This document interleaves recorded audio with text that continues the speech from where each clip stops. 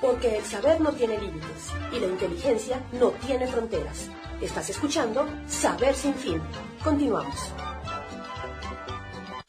Saludo esta mañana a usted que nos sintoniza y que hace posible que juntos logramos establecer esta comunicación. Si usted nos viene siguiendo en vivo, pues habrá escuchado un breve resumen, muy breve, por cierto, de lo más destacado publicado en algunos de los diarios de circulación nacional. Y en este momento voy a iniciar una conversación sobre un tema que es frecuente, que es común, que no es nuevo, pero cada vez que nosotros lo abordamos, que cada vez dialogamos más al respecto, siempre encontramos aristas que nos permiten entenderlo y comprenderlo de otra manera.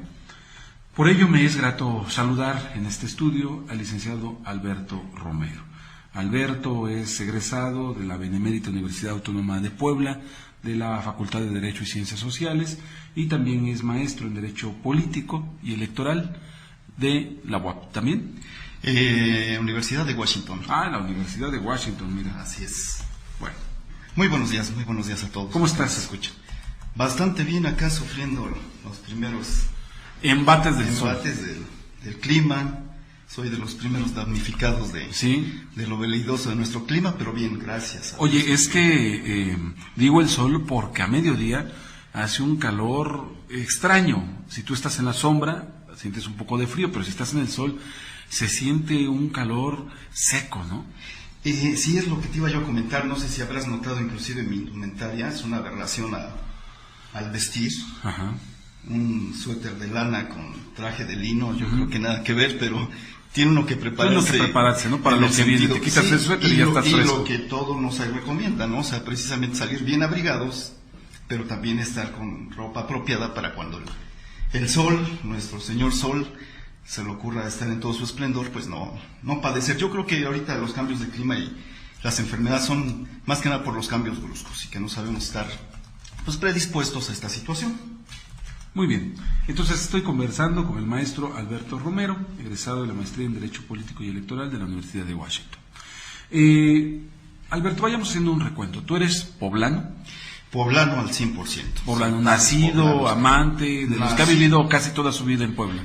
Toda mi vida, por cuestiones laborales, académicas y de mismas oportunidades, pues con la posibilidad de viajar bastante, mi estimado Abel, conociendo mi estado, mi país y algunas partecitas del mundo. Alberto, tú cursas tus estudios básicos aquí en Puebla. ¿En qué instituciones estudias?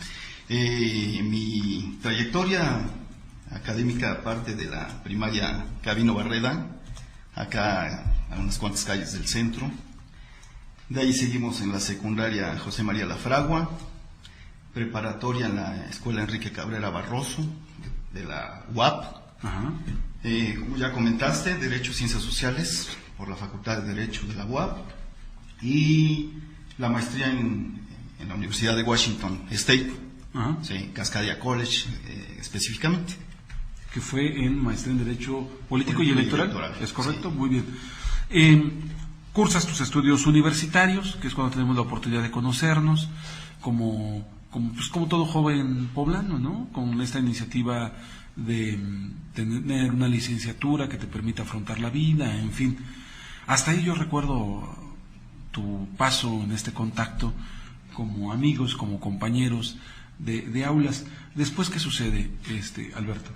Pues con la carga que traemos todos, ¿no? Social, de estudiar una licenciatura, buscar establecerse, realizarse profesionalmente y laboralmente, y pues llevando a cabo algún tipo de actividad laboral en organismos electorales. ¿Sí? De ahí, pues, como todas las cuestiones, tiene uno que salir y a buscar nuevos horizontes. Es lo que me orilla a buscar suerte en el extranjero, específicamente en los Estados Unidos de Norteamérica. Lo que me lleva a establecerme allá con la idea laboral, seamos sinceros. ¿En qué año dices? Específicamente en el año 2000 es cuando yo estoy. ¿Más o menos qué edad tenías? Tenía yo aproximadamente 27, 28 años. 27, 28 años. Tú llegas con la intención de buscar empleo. ¿Te vas con como documentado, como indocumentado? Me voy, mira, esto es bien curioso. Yo me voy de la manera legal. Nada más que para establecerse allá, pues tú sabes, ¿no? El tipo de visa que debes de sacar, muchas modalidades, ¿no? Y también que tiene cierta vigencia. Esto me repercute en que yo hago una estancia legal cierto tiempo, pero por cuestiones de trabajo, económicas y diversas, yo no salgo del país en las fechas que me establece, ¿no? Las mismas leyes, la misma visa que se me otorgó. Entonces yo permanezco después de una manera ilegal. Sí. ¿Qué tiempo permaneces en esa condición? En esa condición, pues dijéramos que la mayoría, ¿no? Estuve 4 años y medio, 3 años. 3 años, sí. Pues durante este tiempo, bueno, en tu estancia legal e ilegal, tú te vas dando cuenta de una serie de fenómenos que de hecho es parte central de lo que queremos ir conversando. ¿Tú a qué parte llegas y cómo te empiezas a relacionar? Porque a veces, fíjate que estando en el extranjero valora uno lo que tiene nuestro país. Pero platícanos un poco al respecto. Sí, mira, efectivamente, ¿no? O sea, mi llegada es al estado de Los Ángeles, California. Sí. Ahí con familiares, cuando uno llega, pues la verdad, es uno bastante bien recibido, ¿no? O sea, es gente totalmente, pues que casi ya hizo su vida allá. Entonces, al ver una persona conocida, pues se recibe muy gratamente. De ahí me traslado posteriormente al estado de Washington, ¿sí? Por cuestiones laborales, ¿sí? Ahí consigo un empleo, me empiezo a desarrollar, y es donde viene mi conocimiento de lo que es todo este teje-maneje del inmigrante, del mexicano, del latinoamericano, del inmigrante en general, porque pues, es muy trillado lo tratado de Estados Unidos, país de inmigrantes, es una certeza, ¿no? Es bastante cierto. Es un mosaico de culturas, razas, etnias. Sale uno a las calles, es fácil ver personas de diferentes nacionalidades. Entonces, eso me permite establecer, más por mi facilidad que tengo de interrelacionar con las personas, pues voy conociendo, ¿no? Lo que es un poquito la idiosincrasia del inmigrante, que es lo que pues, en estos momentos estamos tocando. Claro. Tú empiezas a relacionarte, como bien lo dices, tu trato afable, tu capacidad para interrelacionarte, y empiezas a conocer a personas llegadas de distintas partes del mundo. Así es. ¿Qué notas en ellos? ¿Cómo se va abriendo paso un ilegal específicamente estamos hablando de los Estados Unidos? Pues, sin afán de sonar trágico, pues se va abriendo paso muy duramente, muy cruelmente, con todo en contra. Un idioma que, si bien es el idioma internacional, ¿no? Al igual que la moneda que se maneja ya a nivel mundial, muy difícil. ¿Por qué? Porque ahí es donde nos damos cuenta que las clases de calidad o no calidad que recibimos, ¿no? En nuestra educación, no sirven para nada, desafortunadamente, ¿no? O sea, una pronunciación que no se asemeja a nada, lo más cercano, ¿sí? Los conocimientos gramaticales que te dan, pues definitivamente son unas aberraciones. Entonces ese es el primer y gran obstáculo que hay que superar, el idioma. ¿Sí? De ahí viene la cuestión cultural. Pues nosotros tenemos unos hábitos bastante hechos, bastante ya fijos en nuestra idiosincrasia, ¿sí? Principalmente, ¿qué es la cuestión cívica? ¿Sí? Nosotros estamos muy mal acostumbrados, muy mal educados. Allá sí hay algo que reconocerle a los estadounidenses, no me gusta decirle americanos, ¿no? Americanos más que Estados Unidos. Claro. Es su respeto por los demás, por la sociedad, por el medio ambiente, por los animales, por los niños, en fin, en general, ¿no? Muy respetuosos. Y nosotros llegamos con estos vicios de conducta, de educación, ¿no? O sea, de tantas cosas que tenemos atrás. Y nosotros no encajamos para nada, o sea, por donde quieras verle. Nosotros somos de otro mundo totalmente. Entonces son los dos principales factores que yo creo que es que a superar, y es prueba no superada, definitivamente. Hay muchas gentes que nos quedamos estacionadas en nuestras cuestiones y no logramos adecuarnos, ¿sí? Acoplarnos al mundo al que estamos viviendo. Sí, o sea, mantenemos ciertas conductas que no nos ¿Por qué? permiten. Por ejemplo, algún ejemplo así específico. Un ejemplo específico, nuestra beligerancia.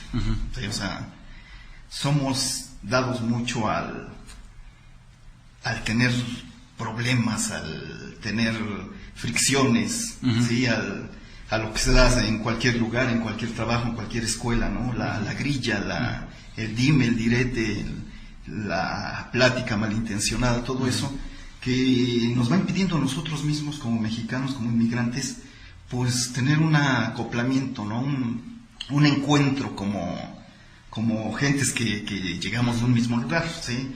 O sea, yo creo que el principal obstáculo que uno presenta como mexicano son los mismos mexicanos, ¿no? O sea, es la envidia, ¿no? Como te decía yo, el no, si bien no necesariamente te tienen que apoyar y ayudar, pero pues por lo menos que no te pongan obstáculos, ¿no? Porque muchas veces es el problema, los obstáculos que te van poniendo, todos esos avatares que tienes que superar independientemente de lo que ya está manejado por el país de hoy, del cual llega uno a acoplarse. Muy bien. Estoy conversando con el maestro Alberto Romero, él es egresado de la Universidad de Washington State, sobre migración y transculturación. En unos minutos más regreso con usted. Brevemente vamos a ir a una pauta comercial. Antes envío un afectuoso saludo a Luis Fernando Paredes Porras, quien ya está duro y dale con las teclas allá en San Juan Bautista, Tuxtepec. Un abrazo hasta allá. José Gabriel Ávila Rivera, Javier Nolasco, Francisco Castro, Elsa Rojas, Elda Ruiz, Cecilia Cordero, siempre atenta, Antonio Lee, en fin, a todos ellos un abrazo, esperando, como siempre, estén atentos a esta señal. Regresamos. Estás escuchando Saber Sin Fin. En un momento continuamos. ¿Aún no tienes idea de dónde estudiar? Yo te ofrezco una oferta educativa real. Universidad del Real Puebla. Colegiaturas fijas durante toda tu carrera. Visítanos en Avenida Reforma, número 3911, Puebla, México. Contáctanos al 230-0225 o al 230-0233 y visita nuestra página web www.unidelreal.mx. Universidad del Real, una oferta educativa real.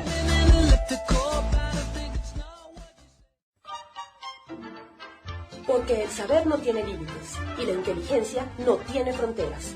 Estás escuchando Saber Sin Fin. Continuamos. Estamos de regreso en este su programa Saber Sin Fin. Agradezco como siempre la amabilidad de sus comentarios, sus observaciones que hacen posible que este programa llegue hasta usted y que sea de la mejor manera posible. Saludo a Luis Fernando Paredes Porras, director del Inciso, como una parte clave, fundamental y por supuesto del CDI. Estoy conversando en estos momentos con el maestro Alberto Romero, el egresado de la Benemérita Universidad Autónoma de Puebla en el nivel licenciatura en Derecho y también de la Universidad de Washington State en la maestría en Ciencias Políticas y Derecho y Electoral, en Derecho Político y Electoral. Y estamos hablando sobre migración y transculturación. A propósito, en este momento leo, estoy entrando a Wikipedia para hablar sobre transculturación.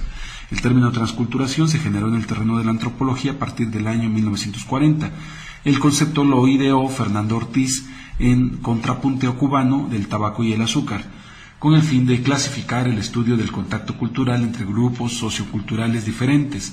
Ortiz propuso la adopción de este término para reemplazar los conceptos aculturación y desculturación, que describían la transferencia de cultura realizada de una manera reduccionista, imaginada desde la matriz de los intereses de la metrópoli. Se ha definido a la transculturación como un proceso gradual por el cual una cultura adopta rasgos de otra hasta culminar en una aculturación. Generalmente se ha supuesto que la enseñanza o intercambio de rasgos va desde una cultura más desarrollada, por ejemplo en cultura tecnológica, a otra menos desarrollada, y que esto puede ocurrir sin conflicto. Sin embargo, se observa que la mayoría de las transculturaciones son conflictivas, en especial para la cultura receptora, máximo cuando los rasgos culturales son impuestos. y eso es lo que quiere decir transculturación, proceso de difusión o de influencia de la cultura de una sociedad al entrar en contacto con otra menos evolucionada. Bueno, esta es parte de la discusión que se lleva a cabo en relación a la transculturación. Nos empezabas a hablar un poco de este conflicto entre las costumbres y los hábitos que tenemos como mexicanos al llegar a los Estados Unidos, y cómo específicamente nos hablabas de la beligerancia como algo que nos impide desarrollarnos a nosotros mismos. Hay otro punto muy importante, Alberto, tú que estuviste este tiempo allá en Washington, que tiene que ver con la preparación de los migrantes. Según recientes estudios hablan que los migrantes hindúes y los migrantes orientales, específicamente japoneses o chinos, están avanzando más en relación con los migrantes latinoamericanos, porque su nivel de preparación les ha llevado inclusive a ganar 3 o 4 veces más el salario o los ingresos que tiene un norteamericano promedio. Y específicamente el caso de los hindúes ha sido en el área del desarrollo del software, y los migrantes hindúes son considerados, aquellos que están especializados en esta área, son considerados verdaderas pepitas de oro. En cambio, los migrantes mexicanos y en términos generales latinoamericanos, específicamente centroamericanos, están ocupando las labores de recolección de hortalizas, limpieza de las calles, es decir, los trabajos menos remunerados y más pesados físicamente. ¿Cuál es tu opinión al respecto? Pues definitivamente muy de acuerdo, ¿no? O sea, la convivencia diaria te das cuenta que los inmigrantes de otros países, principalmente asiáticos, van adoptando y teniendo puestos más específicos dentro de las áreas productivas y tecnológicas, y pues los latinoamericanos siempre las de servicio prácticamente. Esto se debe a pesar de que varios estudios nos están comentando que ya la inmigración ya es generalizada, ya no es específica de un estrato social, de una clase social, de un medio, ya sea rural, ya es generalizada. Yo tuve el gusto de conocer gente, al igual que yo, o sea, para muestra un botón, gente que inmigra aún con estudios universitarios, ¿sí?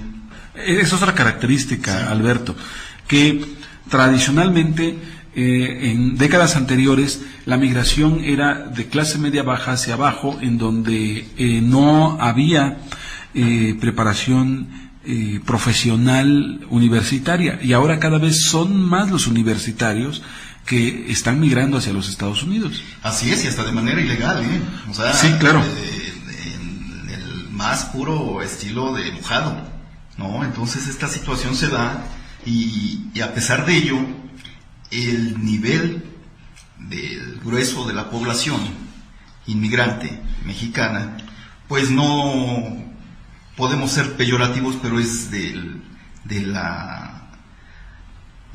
ambiente rural, campesino, ¿sí? Entonces, esto nos trae como consecuencia que es gente, pues bueno, ¿no? O sea, muy válido, hay que ir a buscarse la vida, pero sí con muy poca visión de crecimiento, ¿sí? O sea, la finalidad única, yo creo, es la estabilidad económica, y ya la cuestión de crecimiento intelectual, académico, pues no sé, pasa como a último grado, ¿no? Dentro de sus opciones. Por otra parte, en la cuestión de los hijos de los inmigrantes, ¿sí?, ya nacidos allá como ciudadanos, se presenta el gran problema en la educación, que pues allá es gratuita hasta cierto nivel, ¿sí? Dependiendo, me parece que los estados, ¿no?, donde lo ofrecen, me parece que es hasta high school. Ya la cuestión universitaria tiene un costo y es bastante elevado, y siendo francos, es poco accesible pues para el grueso de la comunidad inmigrante mexicana, ¿sí? Entonces eso es lo que impide también que no puedan obtener ciertas habilidades, ¿sí?, y capacidades intelectuales que les permitan competir con las otras culturas que tú mencionas bien, los hindús, los chinos, ¿no? Acá viene la pregunta, ¿no? ¿Por qué ellos sí y por qué en este caso nosotros como mexicanos no? por lo mismo que te mencionaba, o sea, las culturas orientales, árabes y demás, existe mucho la cofraternidad, ¿no? La ayuda mutua, el apoyo entre paisanos, entre connacionales. Y en el caso de los mexicanos no se da esto, ¿sí? Yo no dudo que entre los mismos hindúes, ellos mismos aportan dinero para pagar estudios del hijo de X o Z persona, ¿no? De su misma comunidad, así como lo hacen para llevar a sus familiares que muchas veces están en sus países de origen y por querer integrar la familia como tal, pues se unen, son muy unidos en ese sentido y pues con aportaciones económicas logran su cometido.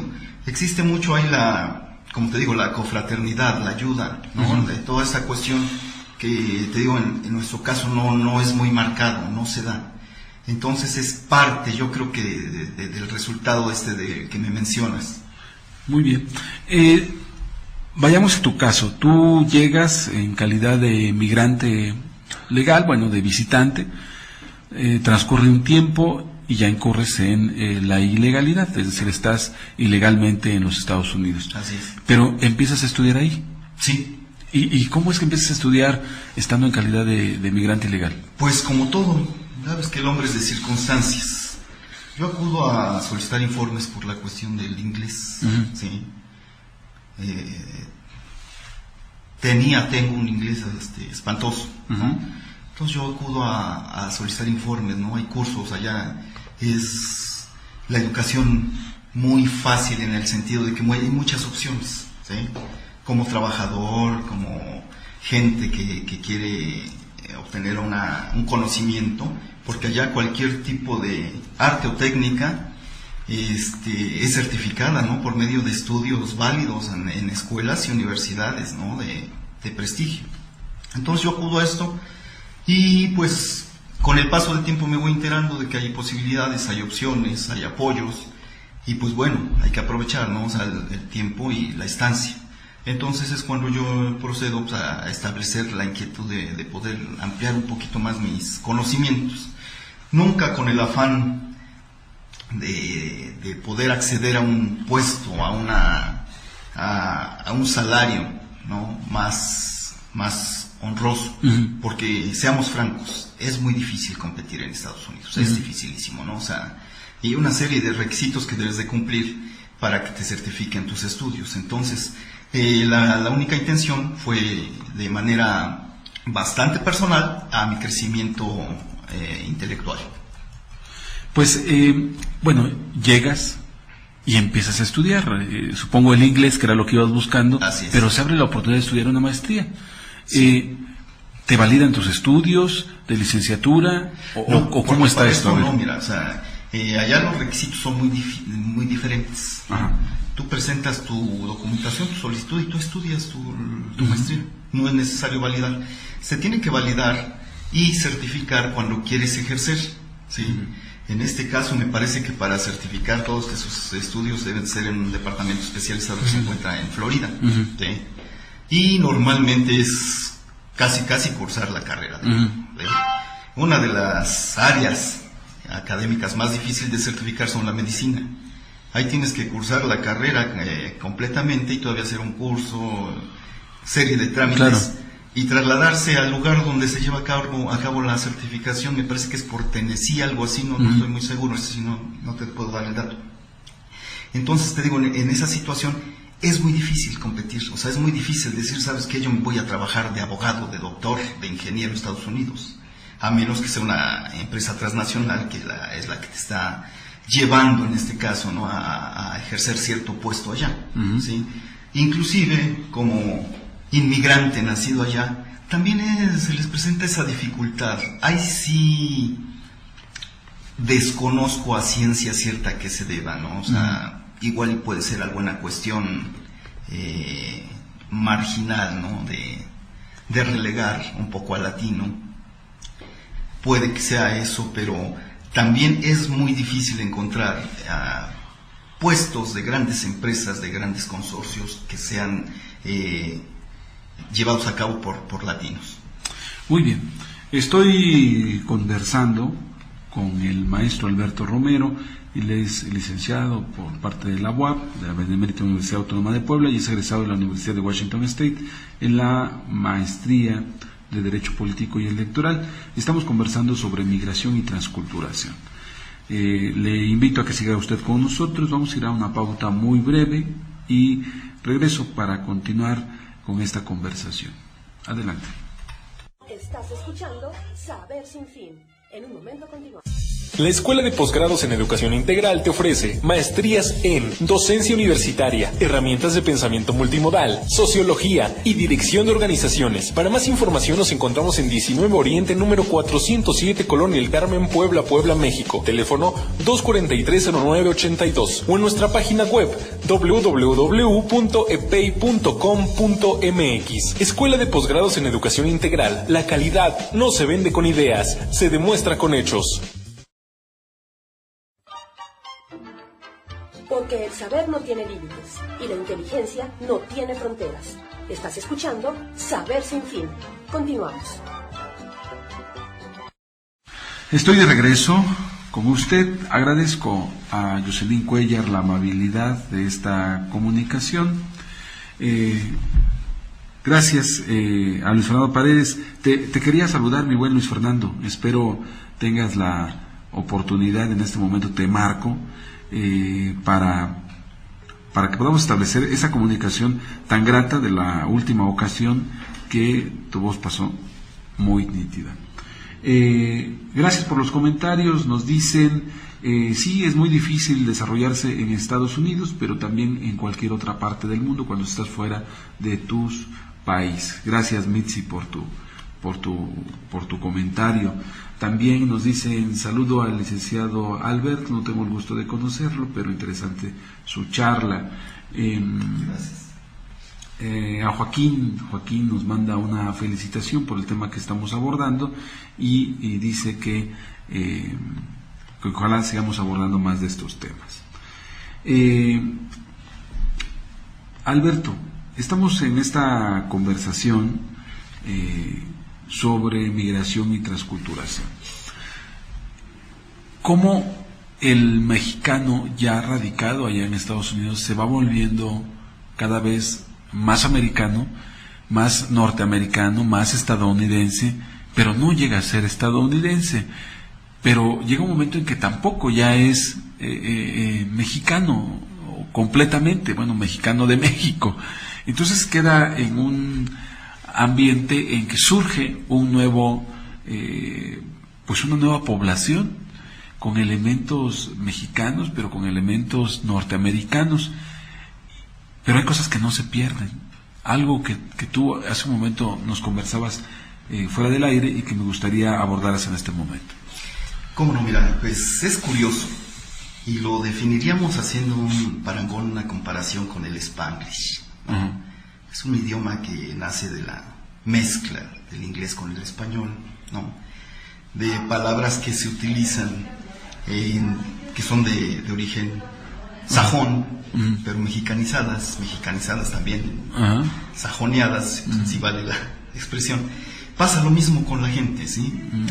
Va sufriendo una metamorfosis en el sentido de que va adoptando ciertas costumbres, uh-huh, ¿sí? En este caso de los estadounidenses, pero casi siempre son costumbres a beneficio, ¿no? O sea, como siempre, ¿no? O sea, lo que más nos acomoda es lo que para allá me voy. Uh-huh. Normalmente el inmigrante va adoptando aquellas costumbres por las más desastrosas, en ese caso, uh-huh, para su crecimiento como ser humano, ¿no? Sí. O sea, hay cosas que te traicionan. Sí. Me decías hace un momento la indisciplina, el desmadre. Sí, y la cuestión que te digo, casi las cuestiones latinas, ¿no? Ajá. Que son casi genéticas, ¿no? El relajo, ajá, la pachanga, el trago, las mujeres, el relajo en general, ajá, ¿no? que eso no nos lo podemos quitar, ¿no? A diferencia de lo que tú observaste en otros grupos de inmigrantes. Y efectivamente en otras comunidades de inmigrantes, gente bastante dedicada, bastante metódica, comprometida, ¿sí? Si algo no le podemos soslayar a los orientales, es su gusto por el trabajo, por sus dedicaciones. O sea, son gente totalmente, dijéramos, mecanizada, ¿sí? Ellos están hechos para lo que en su mente se proponen, lo logran. Cuestión que nosotros como latinos es muy difícil por todo lo que venimos arrastrando, todo ese lastre genético, idiosincrático que llevamos ya de toda nuestra historia, ¿no?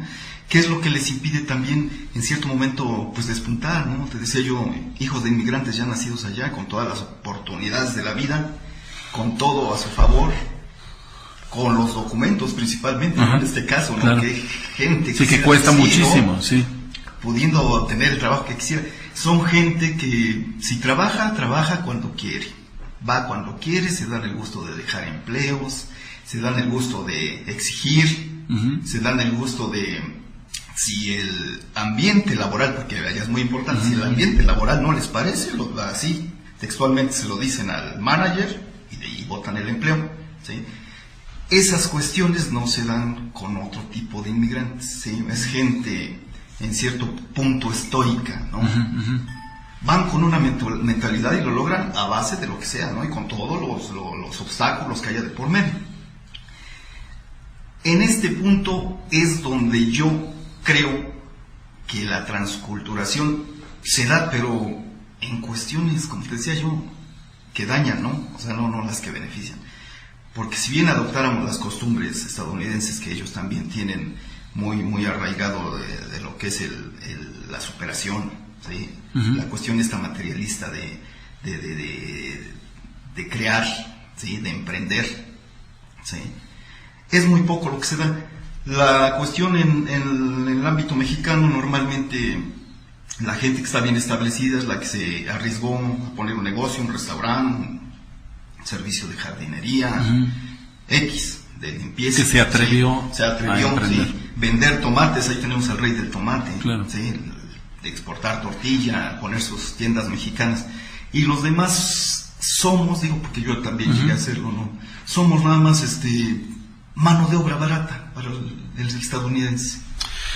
Estoy conversando con Alberto Romero, él es abogado egresado de la UAP y maestro en Derecho Político y Electoral de la Universidad de Washington, amigo y más que nada poblano en esta sensación de ciudadano del universo. Voy con otro ciudadano del universo, Luis Fernando Paredes Porras, quien en San Juan Bautista, Tustepec, Oaxaca, siempre tiene un comentario oportuno sobre los temas que abordamos.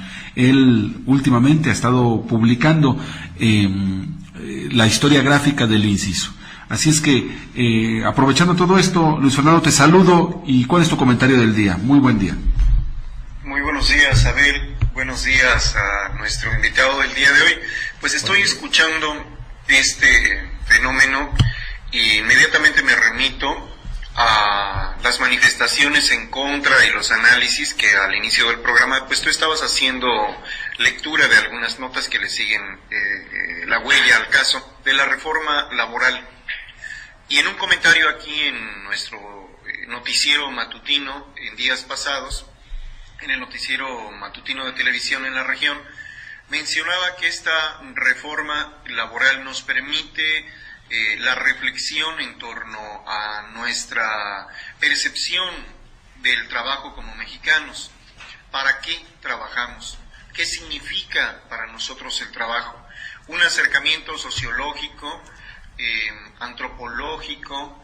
Es muy interesante poder comprenderlo porque, por un lado, algunos nos rasgamos las vestiduras por generalizar en cuanto a la reforma laboral sin mucha información, pero no nos detenemos a reflexionar sobre cómo educamos para el trabajo y qué significa el trabajo. Al menos nosotros que estamos en una región abundante, con unas tierras fértiles, es constante esta reflexión de que la gente que llega de fuera, como es un caso particular el mío, pues nos maravillamos de tanta abundancia, pero también nos maravillamos de la poca disposición en ocasiones para poder hacer uso inteligente de la misma, ¿no? Entonces creo que lo que se está comentando nos permite también reflexionar sobre algunas frases en torno al trabajo. Y la más conocida pues es aquella de que hago como que trabajo porque hago como que me pagan. Sería abundante, me gustaría conocer la opinión de ustedes dos en torno a lo que significa para el pueblo mexicano el trabajar y sobre todo la influencia que tenemos de los grandes paradigmas en torno a la carga que puede ser el trabajo. Luis Fernando Paredes Porras, esto que nos dice nuestro buen amigo Alberto Romero, de que pareciera que es genético algunas cosas como el desmadre, el desorden, la desorganización, y sobre todo en situaciones ya de hijos de mexicanos nacidos en Estados Unidos, con la calidad ya de ciudadanos norteamericanos y con la facilidad documental de ascender y progresar, y son cosas de actitudes básicas lo que no permite que se sigan desarrollando nuestros paisanos allá y pues en consecuencia los mexicanos nosotros aquí. Pues mira, yo no sé, por supuesto que es el resultado de un aprendizaje y mucho tiene que ver cuando nos dicen desde niños que hay que trabajar para tener dinero. Y lo malo es que hoy el dinero en el país nos estamos dando cuenta que hay muchas otras formas de obtenerlo sin trabajar. Una de ellas es asesinando y la otra es convirtiéndote en un político despiadado y rapaz. Sin embargo, el trabajo no tan solo está vinculado con la obtención de un recurso material, sino con un sentido de vida. El trabajo como un ejercicio para la búsqueda del desarrollo armónico de todas nuestras facultades, tal cual lo señala la Constitución. En este sentido, el mexicano, yo no sé qué tan productivo sea su trabajo. Hoy se habla de los pueblos orientales que son muy productivos porque tal pareciera que son robots, y no mal parafraseo lo que se acaba de decir. Sí, así es. ¿No? Pero me gustaría conocer la opinión del especialista en torno a la percepción de los mexicanos como trabajo, del trabajo, estando del otro lado. Porque estando fuera del país, se percibe lo mexicano desde otra perspectiva, pero yo no había reflexionado las veces que he tenido la oportunidad de estar fuera del país, no he reflexionado en ese sitio, estando ahí, sobre lo que significa para nosotros el trabajo. Él se pasó más tiempo trabajando, me gustaría conocer su opinión. Sí, gracias, vamos con Alberto Romero. ¿Cómo no? Sí, y efectivamente partamos de que como mexicanos pensamos que el trabajo es tan feo que hasta pagan por hacerlo.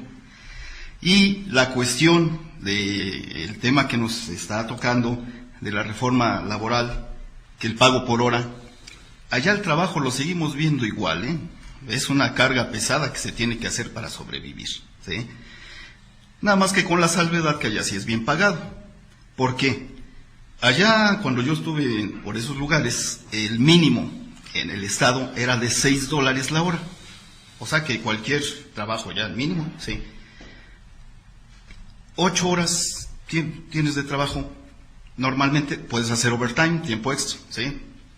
Nada más que pasa una cuestión que acá no va a funcionar, ¿sí? Acá estamos acostumbrados que ganamos poco porque nos hacemos tontos el 90% de la jornada laboral. Y allá la hora es bien desquitada. Desde que poncha uno, como se le llama marcar el reloj checador, hasta que acaba uno, el trabajo es continuo y constante y debe de ser bien hecho, ¿sí? Entonces, la percepción que yo tengo del trabajo es de que pues, nosotros como latinos pues, sigue siendo una carga, ¿no? O sea, un sacrificio, ¿sí? Que allá ese sacrificio vale la pena hacerlo. Acá no creo que sea así. Entonces, esa es mi percepción un poco a la carrera, porque creo que ya estamos sobre el tiempo, pero con mucho gusto podemos abundar con posterioridad ese tema. Pues, en efecto, estamos ya sobre el tiempo, pero te propongo, Luis Fernando, que vayamos programando otra intervención al respecto. Se me ocurre que pudiera ser dentro de 8 días, el que pudiéramos continuar abordando este tema para desahogar estas y otras interrogantes que han ido surgiendo. Sí, Luis Fernando. Me parece bien, Abel. Creo que hay muchísimo que abordar sobre la idiosincrasia de nosotros como pueblo en torno al trabajo, en el marco no tan solo de la transculturización, de la migración, del cómo tratamos a la gente que trabaja. Ese es otro asunto, porque nuestra mirada al trabajo y la relación que establecemos con él, pues nos permite actuar de determinada manera con la gente que trabaja, que tiene un gusto por trabajar, o aquellos que tampoco gustan de trabajar. No olvidemos el término nini. Así es que pues estaremos atentos a la próxima conversación. Muy bien, pues agradezco a Luis Fernando Paredes Porras allá en San Juan Bautista, Tuxtepec, Oaxaca, como siempre. Él es director del CDIM, el Centro para el Desarrollo de las Inteligencias Múltiples. Por supuesto, dirige Saber Sin Fin Sureste y es parte de colectivos muy importantes como el inciso Felipe Matías Velasco. Alberto Romero, ¿qué te deja este programa? Me deja la gratísima sensación de poder compartir lo vivido, las vivencias, las anécdotas, que en su momento fueron para mí hasta traumáticas, y que en este momento se me hace tan saludable poder externarlas a nivel público. O sea, me deja eso, poder compartir lo poco que yo pude percibir. Es una percepción, o sea, lo que yo comento son percepciones personales, pero que me permiten compartirlas, y espero que sean de algún beneficio para alguno de los oyentes. A ver. Muy bien, me agradezco a Alberto Romero, excelente amigo, antes que nada amigo, y además como migrante y en su calidad de maestro en Derecho Político y Electoral de la Universidad de Washington State, egresado también de la Benemérita Universidad Autónoma de Puebla, abogado litigante. Ya lo tendremos aquí hablándonos con respecto a derecho internacional y algunos trámites que frecuentemente hacemos con la Secretaría de Relaciones Exteriores y con otras dependencias. Por ahora, más adelante estará con nosotros para seguir abordando este tema. Agradezco a Jocelyn Cuellar en los controles. Gracias, Jocelyn, por tu amabilidad. A usted que nos siguió. Gracias a Antonia Starlich. Antonia Starlich se conectó hace unos minutos. Nos manda un abrazo y un saludo. Esperamos contactarte, Antonia, el próximo lunes. Muchas gracias. Abel Pérez Rojas les recuerda que el que ama cuando muere es solo para evolucionar. Siga usted con esta señal. Tenemos mucho que compartirle. Hasta entonces. Aquí concluye nuestro programa de hoy y se inicia la búsqueda del siguiente. Te esperamos en la próxima emisión de Saber Sin Fin, a través de XHTV FM.